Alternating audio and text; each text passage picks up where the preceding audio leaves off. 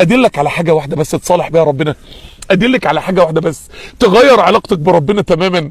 ادلك على حاجه واحده، سجود الفروض الخمسه، سجود الصلوات الخمسه. اصل انا ممكن اقول لك ورد القران، طيب انا ممكن اقول لك عمل انت ما بتعملوش، انا اجيب لك عمل انت بتعمليه اصلا، طبيعي انت اصلا فيه، طبيعي انت فيه باذن الله سبحانه وتعالى، بس هقول لك حسنه. انا مش هقول لك حسن كل حاجه في صلاتك، هقول لك حسن السجود بس.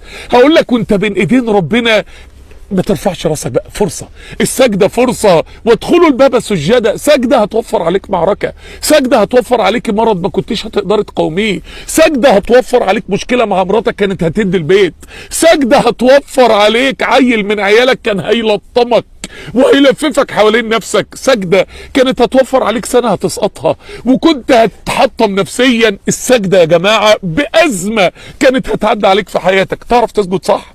تعرفي طب اسجد صح يعني في قيام الليل قبل لا سجود الفروض الخمسة، سجود الفروض الخمسة. تعرفي طب ما هو في صلاة الجماعة الامام بيسرع، او في صلاة الجماعة، في صلاة في بيتك تعرف وانت ساجد تقول يا رب يا رب يا رب يا رب اكفيني، يا رب اشفيني، يا رب ارزقني. تعرف تثني على الله، تعرف تقول سبحان ربي الاعلى وانت حاسس ان ربنا هو القائد الاعلى للكون والملك الاعلى، وان ربنا فوق الكل، وان ربنا قدرته فوق الكل. تعرف تتملق الله في السجود. السجود ده اللي هو ربع دقيقه ده اهو، تعرف في الربع دقيقه دي تجيب اخرك في دعاء ربنا والثناء على ربنا.